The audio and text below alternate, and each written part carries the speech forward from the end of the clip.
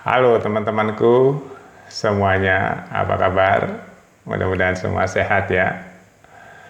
Teman-teman, ini ada berita atau obrolan-obrolan yang menurut saya menarik juga ya untuk dibahas mengenai masa depan timnas Indonesia atau perekrutan timnas Indonesia yang sekarang jumlahnya kurang lebih sudah 17 ya kalau semuanya jadi ya teman-teman.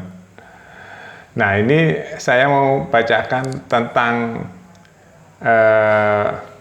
wacana-wacana yang menurut saya untuk didiskusikan enak juga nih ya teman-teman. Apa itu?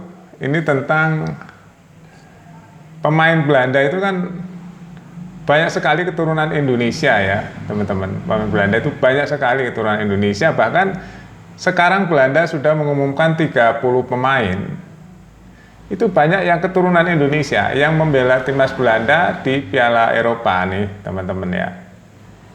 Nah, saya mau memberikan gambaran tentang pemain-pemain yang sebenarnya ingin sekali dipanggil oleh timnas Belanda. Tapi kenyataannya mereka nggak dipanggil, dan sekarang saya yakin ada beberapa wawancara yang saya lihat ya, mereka ingin bela timnas Indonesia.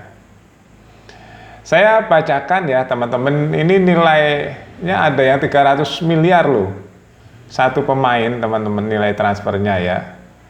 Saya coba ambil 6 pemain yang sering diberitakan nih teman-teman ya, sering disinggung-singgung oleh media. Siapa saja 6 pemain itu teman-teman yang kemungkinan bisa dinaturalisasi ya. Ini saya rasa akan membuat timnas Indonesia kuat sekali ya. Kita kan tahu ya, peringkat Belanda itu di FIFA itu kan tinggi sekali teman-teman. Ya, ranking FIFA itu tinggi, salah satu yang bagus timnasnya. Makanya kalau Indonesia bisa ngambil pemain-pemain yang berdarah Indonesia, ya di Belanda itu kan mayoritas darah Indonesia teman-teman, kebanyakan timnasnya.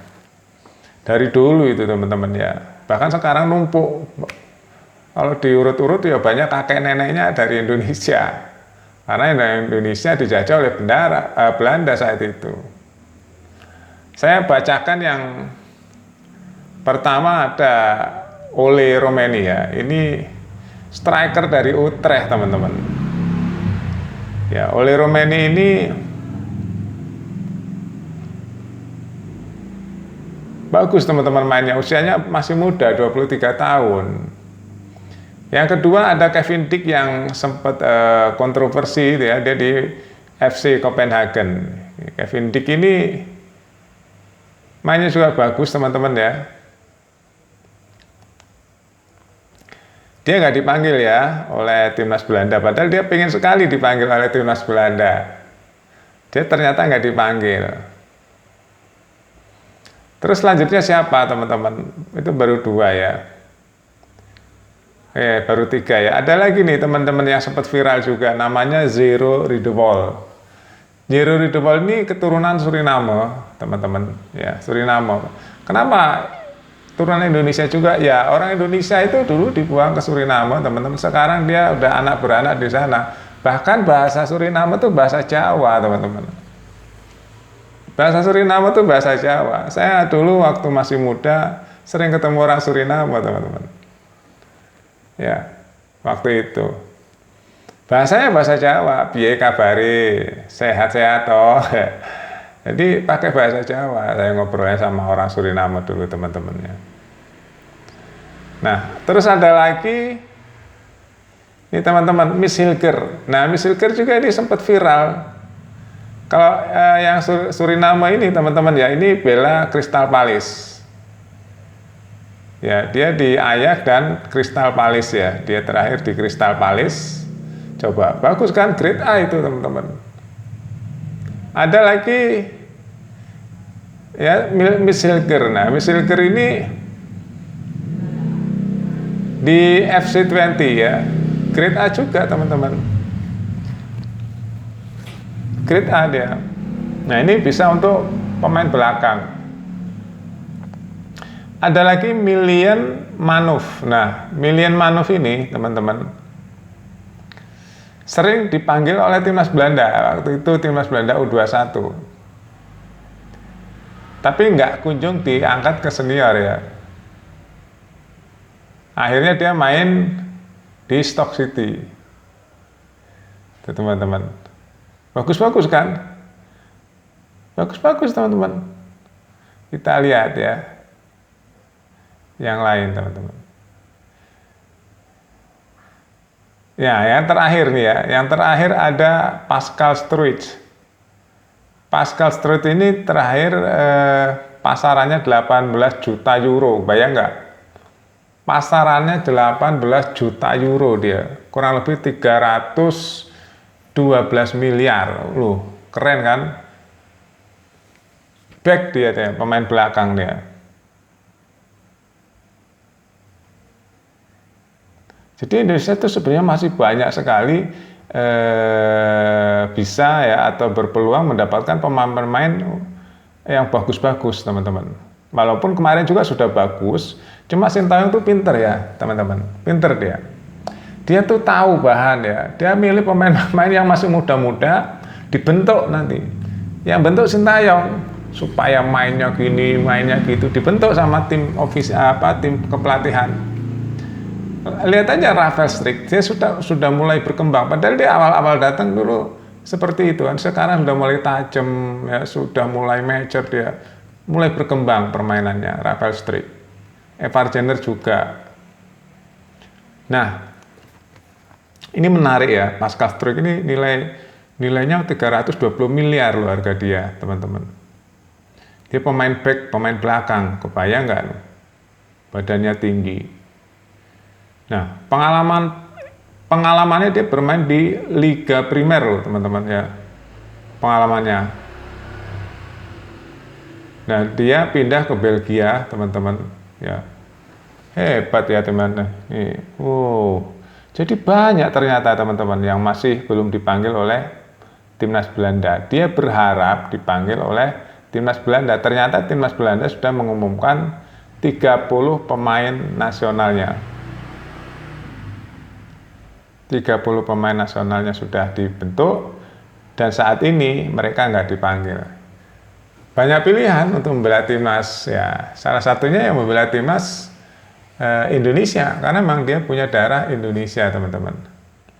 Jadi Indonesia nanti bahkan media luar negeri ya, khususnya media mana ya, saya pernah baca itu media Filipina atau media mana ya, kalau nggak salah, atau media Vietnam ya, dia mengatakan jadi ada timnas Belanda di Asia Tenggara.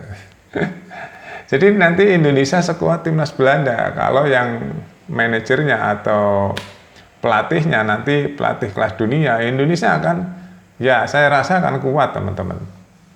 Nah, disitulah nanti akan standarnya naik. Standar timnas Indonesia itu benar-benar naik sehingga anak-anak dari Indonesia yang dalam negeri sendiri yang lahir di Indonesia, dia mempunyai standar tinggi sekali kalau pengen main di timnas Indonesia. Itu bagus ya, itu bagus teman-teman, standarnya tinggi, grade-nya umpamanya grade 7 ya, grade 7 lah anggap aja ya, grade 7 grade 8. Iya, grade 7 grade 8 karena memang ranking timnas Belanda di FIFA tinggi teman-teman.